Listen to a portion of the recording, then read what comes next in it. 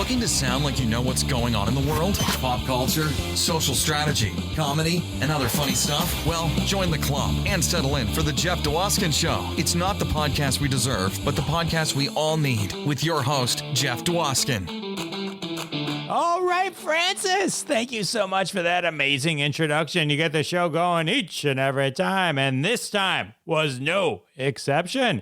Welcome, everybody, to episode 117 of Live from Detroit, the Jeff Dwoskin Show. As always, I am your host, Jeff Dwoskin. Great to have you back for another winning episode. That's right. This episode is at the max of its winning. You might say it's winning time for Live from Detroit, the Jeff Dwoskin Show, because we've got Spencer Garrett here from the HBO series Winning Time, The Rise of the Lakers Dynasty, which is in mid-run right now on HBO. Every Sunday you can catch a new episode. It's a 10-episode run. Episode 5 is airing this Sunday. And we're talking with Spencer Garrett, who plays Chick Hearn, the legendary announcer for the Los Angeles Lakers. So if you're ready for a 20-foot layup, a dribble drive, a finger roll, a football score, I'll bet you an ice cream you're going to love this episode. You've also loved Spencer Garrett in Yes Man, Air Force One, Once Upon a Time in Hollywood, Bombshell, Star Trek The Next Generation,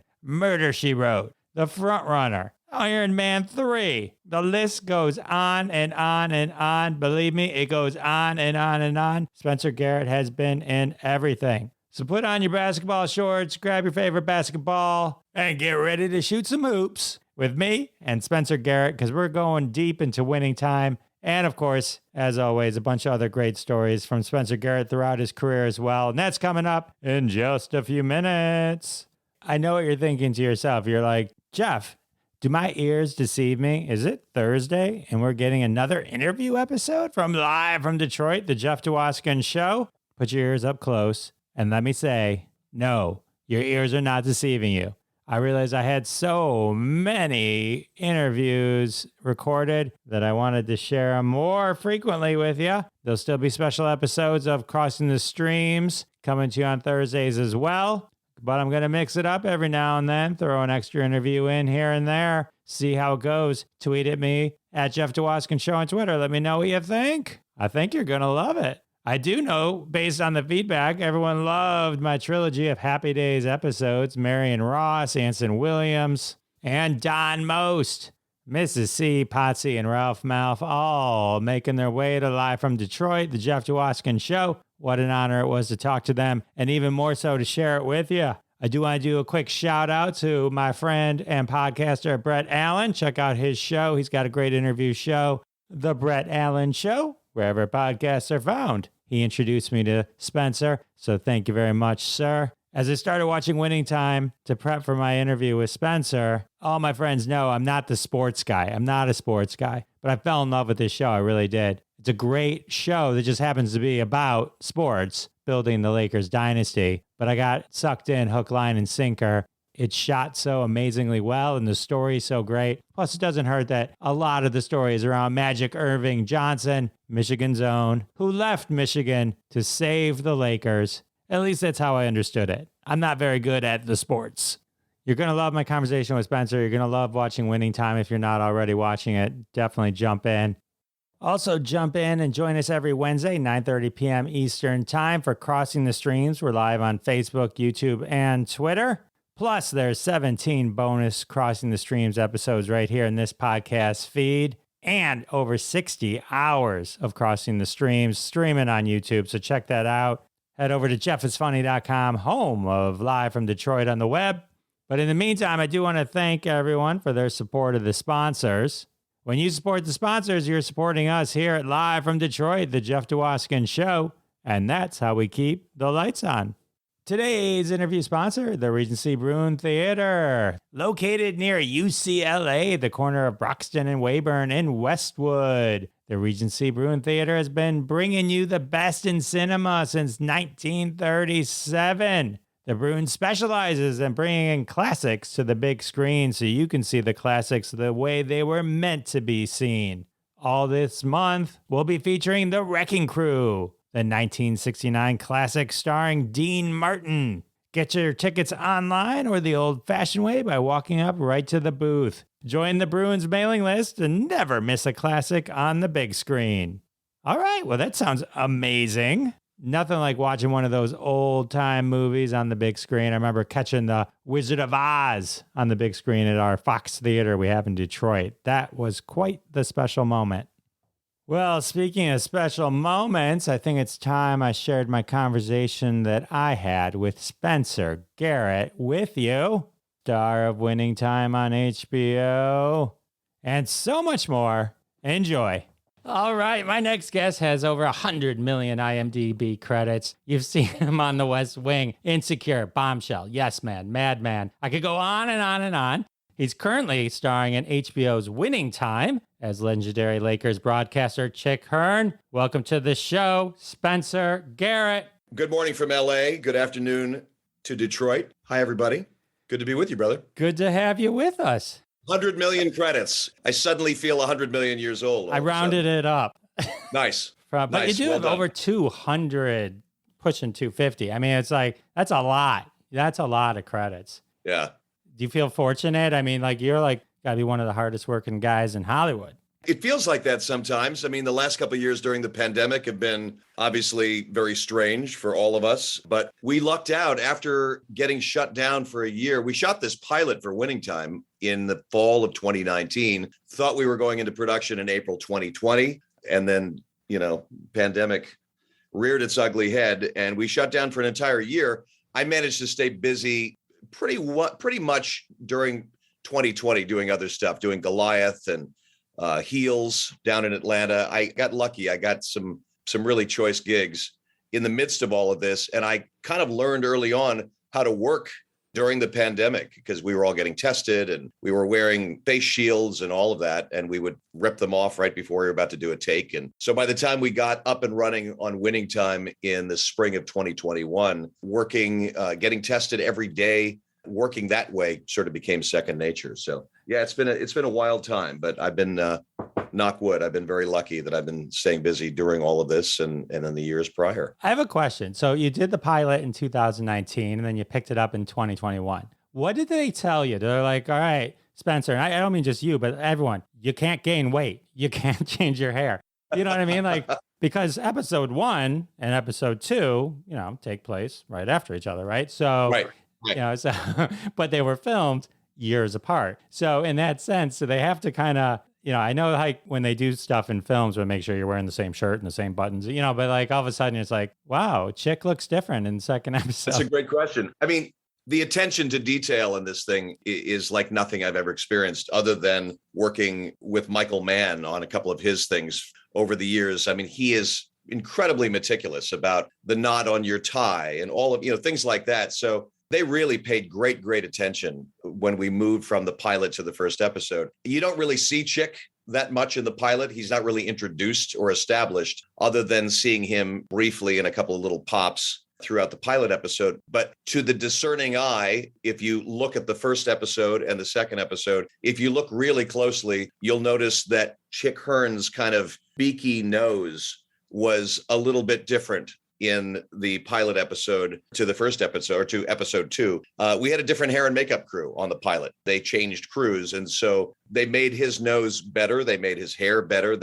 I was in prosthetic makeup for 2 hours every morning. So there was a little bit of a difference in how I looked between the pilot and the second episode. But because you don't really see Chick that much, it's kind of hard to tell. But I mean, everybody that was in the pilot, obviously Quincy, who plays Magic, trained his ass off and he had to be in the same kind of shape 2 years later. So did Jason Clark, who played Jerry West, because he had to do basketball training in order to play Jerry. So yeah, we all had to be in the same physical condition and have pretty much the same size and weight and all of that as we did in the pilot in 2019. But for me, it was really about reestablishing the look that they established in the pilot and making it better. And I think they did that incredibly well. I mean, it was an amazing woman named Jamie Hess who created the look for Chick Hearn's. I mean, I wanted to look as much like him as I could. And the prosthetic work they did was just amazing. I don't look anything like Chick in real life, but when you see Chick really for the first time in episode 3, it's kind of uncanny. It kind of freaked me out a little bit when I saw him. I was doing looping and I saw really the extent of the prosthetic work. Really seeing it on screen for the first time was jarring and kind of thrilling at the same time. That is really cool. Just to take a step back, we're talking about Winning Time, the rise of the Lakers Dynasty, which is on HBO. I'm actually really excited to be talking to you, Spencer, on a different level as well. It's rare that,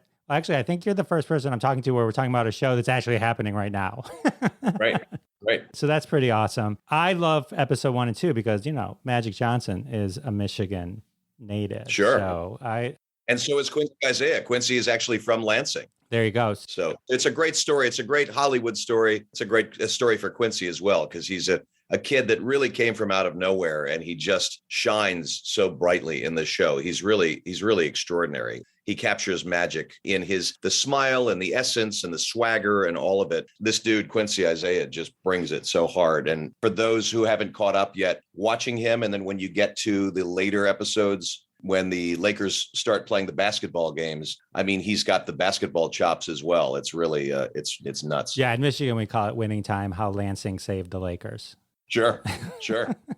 Absolutely appropriate. You mentioned the how much time you spent in makeup. As watching the show, Michael Chiklis is almost unrecognizable as well. How great is he? Oh my God, incredible. And I love John C. Reilly, and he's so hilarious as well. National treasure. So interestingly enough, I'm a big Adam McKay fan and Will Ferrell fan. And interestingly enough, as I was kind of researching, this is the project that kind of broke them up.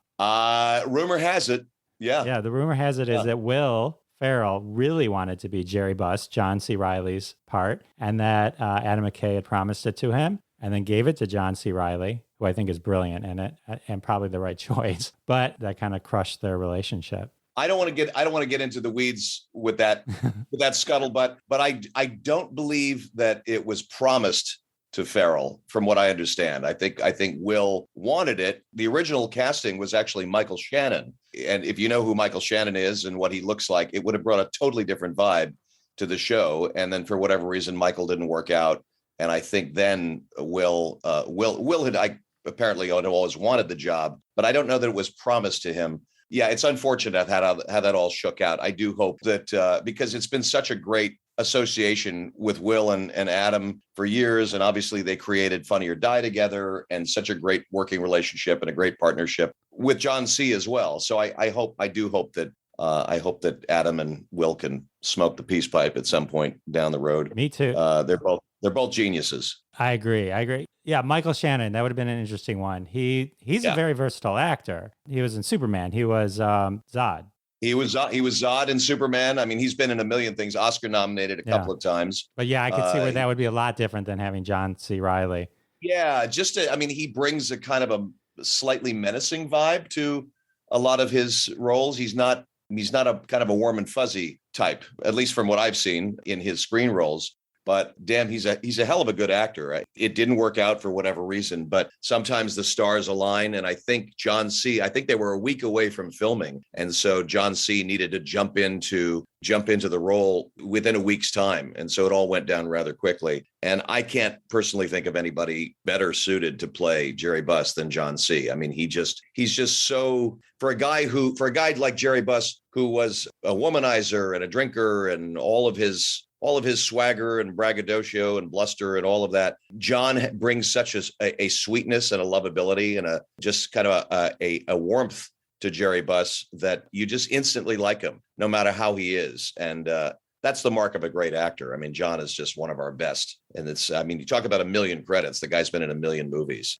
I've known John for 30 plus years, and as a friend and a fan, and watching him on this show is just a delight. Yeah, he's incredible. And working with Adam McKay, I assume also delight. I love Vice, Anchorman that you mentioned. Like, he's got a real awesome style, the way he creates. Don't Look Up. Don't Look Up, right. He's really he started out in Chicago improv and then obviously went on to write for SNL and then became the director and auteur that he is. I love the most recent films. I love Don't Look Up. He just kind of gets better and better and better, and a hell of a lot of fun to work for. I only met him really. He directed the pilot episode 2 years ago, and which I was only on for about 3 or 4 days. It was just a thrill. And of course, Succession, which he produces, is that's my jam. I'm just one of my favorite shows. Mad for that show. I'm just crazy about Succession. Can't wait for season 4. Love that show. Love it. Yeah. So great. Every Single human being on it is horrible. And yet somehow you find yourself rooting for one or the other at any given time. It's amazing. I mean, the writing is just so delicious. Oh, amazingly obsessed with that. I love Don't Look Up as well. Yeah.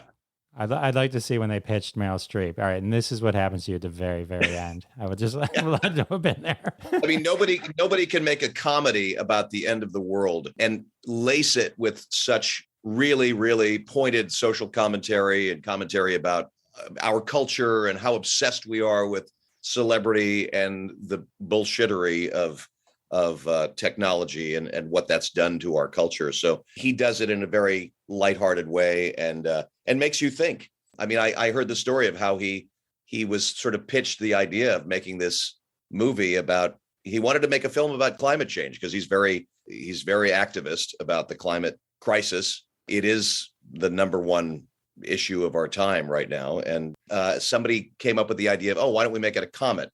And that was it. And he sort of took it and ran with it. So it's brilliant. I've watched it 3 times. I'm an Academy voter. I vote for the Oscars, which is a lot of fun. So I got to watch it again the other night. The score and the performances, all of it is just a hell of a lot of fun. And then we got to work with Jonah Hill in episode 2. Jonah directed the episode. Oh, that was a great one. Yeah, you were making drinks in that one. Making drinks and making slightly racist commentary about some of the Lakers players, which apparently Chick Hearn had kind of been known to do, not from the floor while he was calling the games, but he did make a couple of racial blunders over the years. He was a complicated guy, but a fascinating guy to play. So is there a whole balance of your performance in Winning Time that is going to be actually where we see you, and then a lot of it in the future episodes, I can imagine, because it's the basketball commentary where your voiceover. You're going to see Chick. He's really sort of introduced properly in episode 3. Adrian Brody,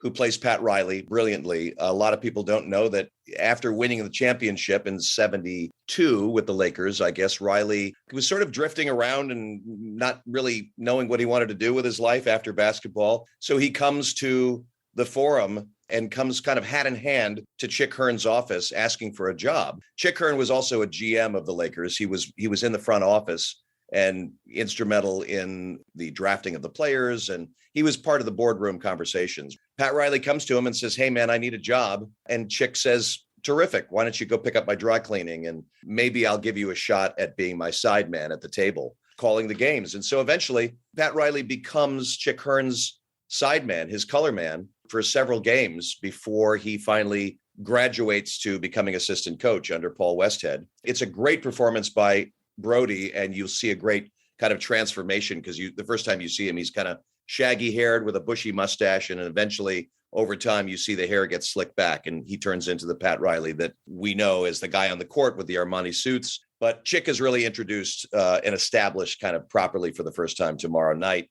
And then, of course, once we get into the basketball games, you see a lot of me calling the games and all of the Chickisms and all of the things that people know. If you're, Chick's been gone from us for 20 years. If you're under 50, I guess, I don't know. A lot of people don't know who Chick Hearn was, the younger generation, but I mean, he was an icon and in the Basketball Hall of Fame. It's an honor to play him. And hopefully I bring him to life in my way. So it kind of honors his memory. I assume you worked very hard to get the voice. I did. I worked very hard to get the voice. I had a couple of weeks after I found out that I'd gotten the pilot episode. I went online, I went on YouTube, and I just watched countless hours of Chick Hearn interviewing Laker players, interviewing Larry Bird, calling the games. And I got to a point after about a week or so, I was so familiar with the players and I'd gotten that voice and the cadence and the essence of what his voice sounded like. So I would turn the volume down on my TV and I would just call the games as Chick Hearn. So that was kind of the most important element of him to me, is I wanted to get that voice proper. and then everything else fell into place. Obviously, the makeup and the clothes and all of that makes up the totality of what I brought to Chick.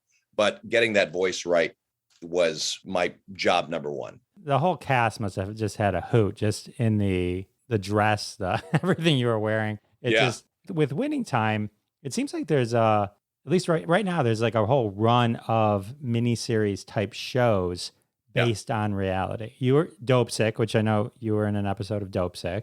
I was in it. I did an episode of Dopesick. All credit to the great Danny Strong. I did an episode of Dopesick, but unfortunately, I had a scene with Michael Stuhlbarg, who's an incredible actor and somebody I've had a bit of an actor crush on for a long time. I did a scene with Stuhlbarg that actually didn't make it to the final cut. So I was cast. I did the episode, but it never made it to the screen. So happy to say that I was part of it, but ultimately not in the final cut, as has happened to many actors over the years. I've gotten snipped out of a couple of things, but. Well, the official Spencer and Jeff recommendation is skip Dopesick. Watch Dopesick. No, it's great. Watch Dopesick for Michael Keaton's extraordinary performance and Caitlin Dever and everybody else in it. It's an amazing project. It's just an incredible piece of work. And Michael is particularly great in it. So definitely watch Dopesick, even though if I'm not in it. I'll come to my house and I'll reenact the scene for you in person. Perfect. But there's a Dropout, Inventing Anna, Pam and Tommy. There's just so many shows lately. Yeah. You're not in those either, but but just in keeping with the theme of those type of shows, it's just like reality, not reality TV, recreated reality TV. And really, really well done. Like every one of those you've mentioned so far. Super Pumped, another one. I've been watching all of them, and they're all really, really bloody good. I mean, we're just in a great golden age of television in the last several years. I mean, it's the quality of work that's being done on the streamers is just really, really amazing to watch. So it's a cool thing to be a part of. I agree. It must be great to be an actor in a time where it is okay to do TV and movies. Because at one point that wasn't the case, right? If you were a movie star, TV was. If you're a movie star, you were a movie star. That's true. I think it kind of started in a way. I remember when Lawrence Fishburne did CSI after William Peterson left, and he did it for a couple of seasons. And that was a big deal. It was a little bit of a sea change. You started to see guys who were primarily known for their film work jump in and do television. Fishburne, I did a series that 9 people saw called Luck for Michael Mann about horse racing with Dustin Hoffman. Oh, I remember that. Doing a TV series with Dustin Hoffman was wild because, I mean, this guy is a movie star of movie stars forever and ever. And so to see him do an HBO series, not only just for Michael Mann and David Milch, but just to be able to work with Dustin every day on a show like that. And I just remember thinking, wow, something's shifting here in the landscape of television. And then eventually you started to see it more and more. But I feel like it kind of started with those guys. And then, I mean, Dustin really kind of opened the floodgates. And then you saw more and more what were considered movie actors, because there's always been a bit of a caste system in Hollywood. There were film actors and there were TV actors, and never the twain met. Now it's anything goes. It's just get the best actor for the project. You know, I remember Lucky. I remember watching it. It was now that you mention it, it's fine. That was a good show. I was upset. Well, there was Lucky. There was a show called Lucky. No, the one you're talking about with Dustin Hoffman. I was actually on a show called Lucky too. Okay. There was a show called Lucky about gambling, and then Luck about horse racing. So one of my million credits. How do you keep it all straight? I don't know. Drugs. Oh man. So all right, I have another show that I'd like to talk about. You were on Star Trek: The Next Generation. I was. And so the interesting thing about this also, I read as part of your kind of getting to know the Star Trek universe, your godfather, Liam Sullivan, was on the original Star Trek. Yes. And so that must have been a hoot. He was on Plato's Children, that episode of the original series. Plato's Stepchildren. I can't remember the name of the character he played. People always remind me. Trek fans always remind me of what the guy's name was. My godfather was an actor named Liam Sullivan. He was on the original series. When I got cast in Next Generation in 91 or 92, something like that, one of my very first jobs on television ever. And I was not a Star Trek fan. I wasn't not a Star Trek fan. I just was not that familiar with the show and really how popular it was. And I knew that my godfather had been on it, and he gave me a VHS copy of his episode, and I watched it, and I popped it into the VCR, and damn, this is really, really good. He played the character that's moving Shatner and Michael Dunn, the dwarf actor. They're moving around on a chessboard. Brilliant episode. And then, of course, I became hooked with the original series and went back and watched all of them. And I think I've since become a hardcore Trek fan because I've watched all of the original series. I did Voyager several years later as a different character. So a very cool thing to be a part of, for sure. I watched the episode yesterday because as I was reading the synopsis. Oh my God. I was like 12. Yeah. Right. A young Spencer. Yes.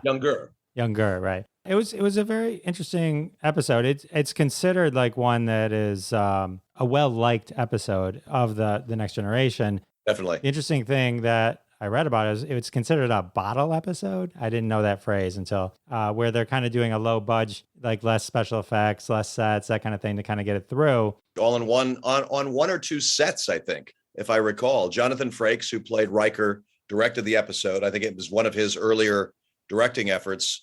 He was just starting out as a director too, in addition to being on the show. And yeah, bottle episode means you shoot the entire show inside the soundstage. You don't go out onto locations or anything like that. And so we shot most of my stuff in the what they called shot it in Picard's quarters, and then in the courtroom when I get tried for trying to blow up the ship. It's funny.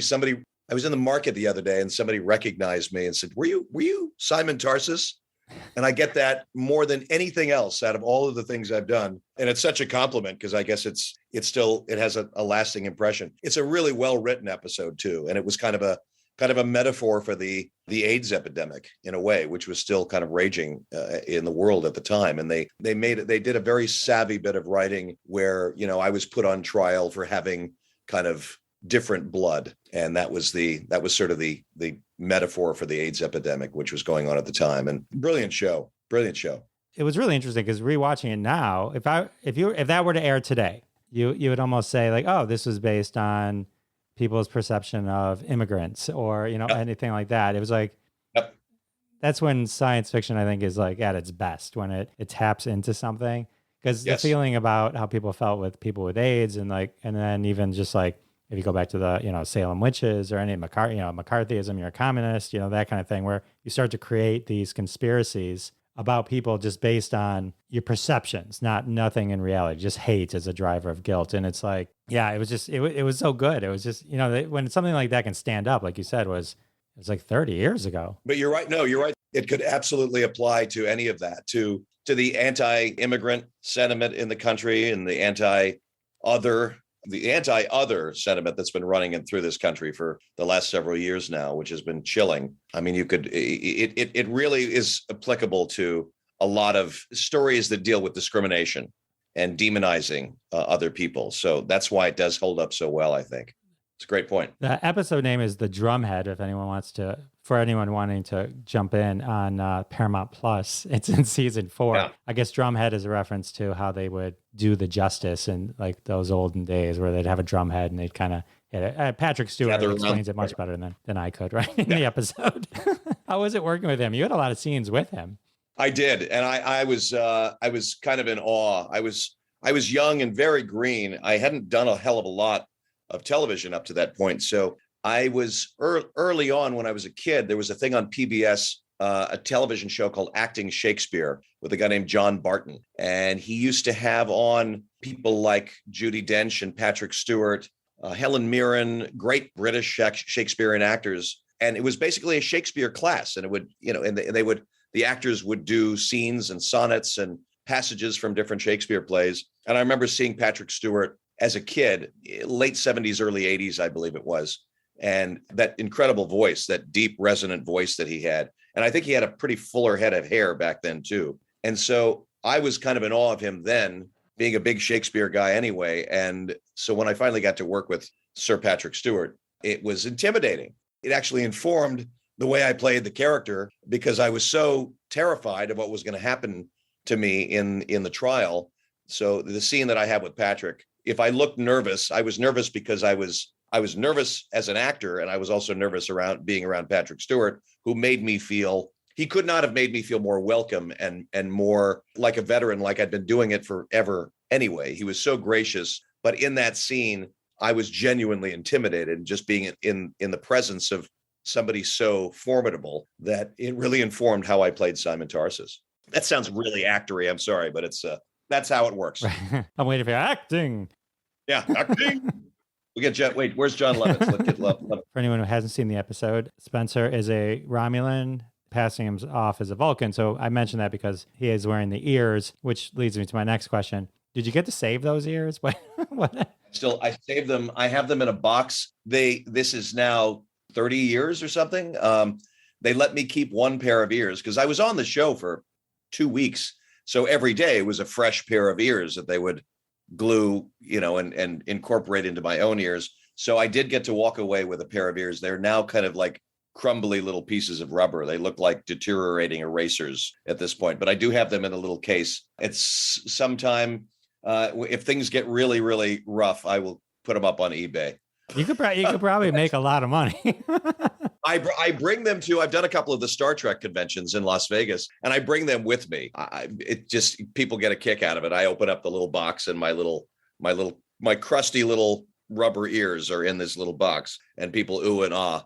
Yeah, I kept that, and I actually kept a couple of the badges, the communicator badge off of my uniform. So I've got several of those. So, I mean, I did, and I also did Voyager as well a couple of years ago. So a couple of years later, so I got to keep a couple of things from that as well. I think I played a hologram in that one, and I didn't have I looked like me for the most part. So, but I got to keep my uniform. Don't tell anybody, but it's in my closet behind me. It sounds like you're all set if this acting thing ever doesn't work out.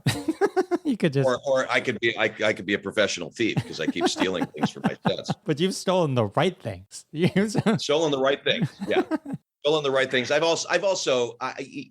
learned early on, you make friends with the costume designer. So when the gig is over, you'd say, what's going to happen to that hat when this is all over? And sometimes they'll say, what hat? And you put the hat in the bag and you slip out, out of your trailer. Nice. I've got a lot of hats. Your audience can't see this, but you can see. Oh yeah. A fraction of my rather extensive hat collection. All right. So I think the lesson here is, if Spencer Garrett is on your set, hide the valuables. Yes, totally. You can't see my ears because I'm wearing headphones. I have big ears. If I was on Star Trek, they'd probably be like, "Oh, you can be a Vulcan. We don't even have to put anything on your ear." Do you have Romulan They're not ears? pointy. I just have big ears. It's just a thing. You can play Prince Charles one day.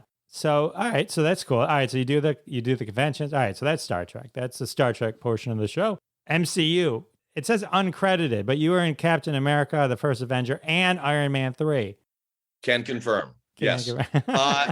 Captain America was just a voiceover. I did several voices for Captain America. I did like a movie like a 1940s newsreel guy. The guys that talk like this, Captain America flying across the land. I mean, I did some of that stuff. And so that made it into the picture. I wasn't actually in the movie, but I did that. It's interesting that ended up on IMDb. I'll take that credit. Iron Man 3. Yeah, I was originally cast as the president. Great, big, fat, juicy role. And about a week before we were supposed to start filming, some of the suits at Marvel decided that I looked too young to be the president. And I mean, bags were packed and ready to go off to Wilmington and start shooting. And they changed their mind because they felt like I looked too baby-faced. And so they did a recast, which was a bummer. And Shane Black, who's the director and an old pal, he said, come to Wilmington. We're gonna find something for you to do anyway. And I ended up having that very cool scene with Stephanie Shostak in the bar where she puts her hand through my chest and grabs the gun of the sheriff and shoots me and all of that. So I was there for 2 months in Wilmington, worked 1 or 2 days. That ended up in the film. So I was happy about that because the residuals are lovely and it's a very memorable scene. So it would have been fun to be the president, but maybe sometime down the road. I played so many senators and congressmen and governmental pricks in suits over the years. I have yet to play the president. So I'm still waiting to get that role as president. That's something that I need. That's a feather in my cap that I need to get at some point. All right. Well, I think it's going to happen.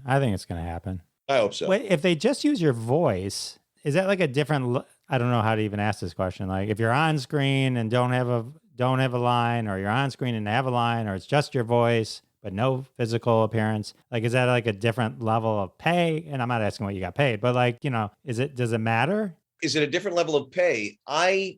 Yes, it's a different level of pay. I was actually I think when Captain America was being filmed or post-production, I was in Baltimore doing House of Cards, the Netflix show House of Cards. And I got a call and they said, hey, I do a lot of those voices, and I did a lot of it in Public Enemies as well. And so they said, we know you do this kind of 1930s, 1940s newsreel, old timey voice. Will you do it for Captain America? And I hadn't done Iron Man 3 at that point, I don't think yet. So they negotiate a certain price for you, because I don't get paid as much as I would be on camera, but there's a certain rate for voice actors. And that's been another kind of a side gig for me for a long time, doing commercials and trailers and promos and things like that. So I love doing stuff like that. So I was happy to be a part of it. I mean, I went, the movie was on a couple of months ago, and I was sort of flipping around and I went, oh, and like literally within moments of my turning on the TV, I heard my voice. And of course, being an insecure actor, I thought, God, I could have done that better. What did you hear? I hear certain inflections, and I wish I had hit certain notes differently, but but I do that with every damn thing I'm on. I mean, I tend to try to not watch stuff that I'm in, because if I do, I will end up disappointing myself. I've been watching Winning Time because I'm fascinated by the makeup transformation, and I want to see how that plays on screen. So, and I'm also just like a fan of the show, and I love the show, and seeing how everybody is transformed, seeing how John C. And Adrian, and I mean, wait till you see Sally Field in this thing too. Oh, I saw her. She was amazing.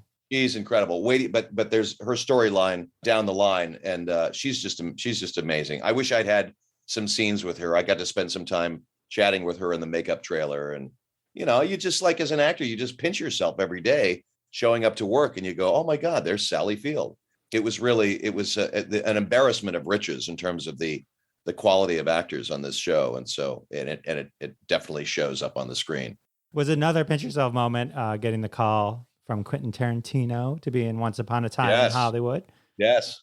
Yeah, definitely a pinch yourself moment. That was an audition that I felt like I walked out of the room and I thought, God damn, that went really well. This would really be such a sweet gig. It was just the one scene. I didn't know where, because I wasn't allowed to read the script because it's Quentin. So I didn't know where in the context of the movie that scene fit in, but I didn't know that it was the opening scene of the movie, but I thought, wow, that would be really a lot of fun. I knew it was going to be with Brad and Leo, and I didn't hear anything for 6 months. And I thought, well, that's gone away, and that didn't happen. And I called my manager one day and I said, can you just check with the casting director and see if we're still in the running for that film? And he called me back an hour later. He said, I called Victoria Thomas, who's the great casting director who does all of Quentin's films. He said, yeah, I just called her. He said, as a matter of fact, I think you're going to get it. And I think the offer is coming in today.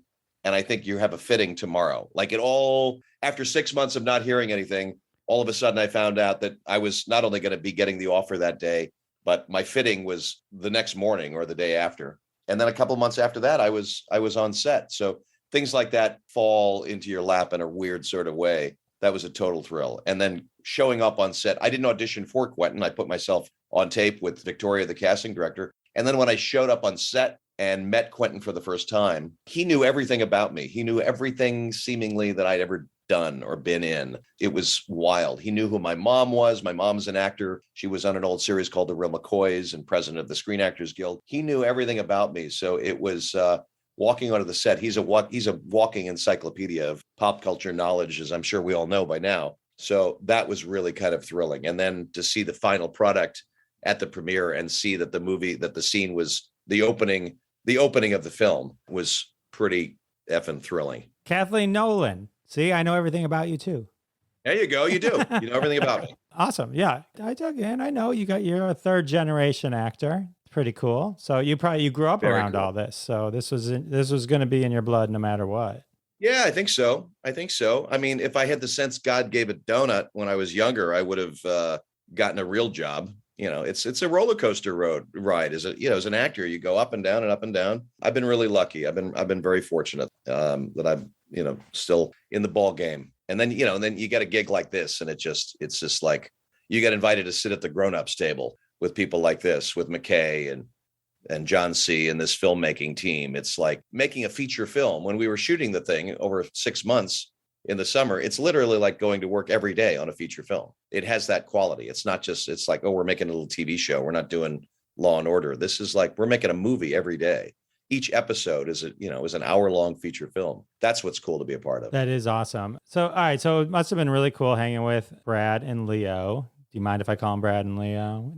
Certainly can call them Brad and Leo. I do. Did you get to hang out with Margot Robbie? Because you also did Bombshell with her, where you were Sean Hannity. We didn't get to hang out. I did both of those films in the same year. We didn't have any scenes together. I did see Margot on the set one day. Jay Roach is somebody that I've worked for a few times, who I adore. Jay Roach, another guy who graduated from doing kind of silly comedies like McKay into more serious political fare. We did Game Change. He went from comedies to Recount, about the Florida recount, the hanging chads and all that. And then we did Game Change about 12 years ago, maybe a little bit earlier than that. I worked with Jay on Game Change, and I guess I was sort of in his mind when he was putting together the cast for Bombshell. And he called me up and said, "Would you like to play Sean Hannity?" And I was like, "Oh my God, are you kidding me? That would be delicious." That was a trip to get into that guy's head. But yeah, I met Margot on Bombshell, and then again on in the makeup trailer. I spent a lot of time in makeup trailers. So I met Margot. Brad and Leo. The best thing about being with Brad and Leo on the set of Once Upon a Time, I have to say, was at one point when right before we were about to roll, Brad Pitt said to me, he said, "I know I've seen you in a million things." I said, "Yeah, my tombstone is going to say, 'Here lies that guy from that thing.'" He said, "I've seen you in a million things. Have we ever worked together before?" And I said, "Well, you don't remember this, but you and I were on the last 3 episodes of Dallas together, the TV show Dallas, in the late, in the 80s. He's like, "Oh my God, that's right. We never had any scenes together," but he was like a 19, 20-year-old kid fresh off the bus from Missouri. And it was one of my first things as well. And DiCaprio turned to him and he said, "You were on Dallas?" And Brad said, "Yeah." And DiCaprio was like, "I did a Falcon Crest. I did a Dynasty. And all of a sudden I'm talking to the 2 biggest movie stars in the world. And they're talking about how they made their bones doing guest shots on episodic television when they first started out, like we all did. So it put me at ease and made me feel comfortable, like, oh, you can be the biggest movie star in the world, but we all have to start out somewhere, and we all put our pants on one leg at a time. And we've all had to do an episode of Matlock at some point or other. Or Murder, She Wrote. 2 times. Thank you. You're welcome. So you also, with Jay Roach, did All the Way with L.B. Johnson and Bryan Cranston. Yeah, Bryan Cranston. Yeah. So in that, you played Walter Phillip Reuther. So you played a few. I mean, besides Chick that we've talked a lot about, and Sean Hannity and the Walter, you've played a lot of real people. Do you ever feel a different pressure when you're playing a real person versus just a made up character? It depends on. I mean, yeah, Walter Reuther, iconic head of the UAW. Not a lot of people know who he was, but I felt an obligation to get him right, to get the look and there wasn't a lot of film on him, so it was hard to do the research.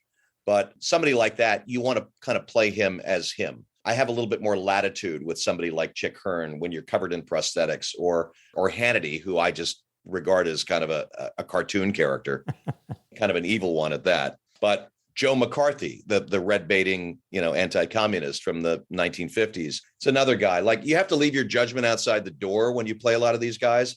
But then when you're playing somebody like Reuther, or somebody like Bob Woodward in The Front Runner, I want to get them right. I want to get them as right as possible. Sometimes I play around a little bit and put my own spin on the ball with them, and sometimes you play them as best you can. But with Chick, he's such a larger than life character. I didn't want to just do a straight up impression. I wanted to bring my own stuff to the party. Very cool. And you did. You're awesome. I can't wait to see the whole series play out. It's very, very enjoyable. Thank you. You're welcome. I met Bob Woodward once.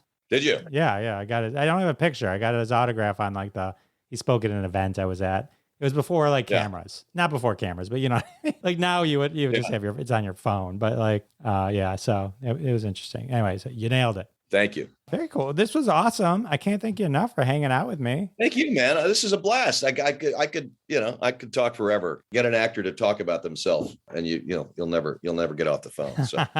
Well, thank you so much. I'm excited to continue to watch Winning Time and see that play out and see more Chick. This was great. I loved all your stories. Thank you so much. Thank you, buddy. I appreciate it very much. Anytime. I'll come back anytime and chat some more. Maybe down the line when the show is, when you get to see more Chick in the announcer's booth, because the show just gets better and better and better. So you're going to dig it. So hopefully people are tuning in Sunday nights at 9:00 Eastern on HBO. Sounds amazing. All right. Thank you so much. Cheers, brother. See you soon.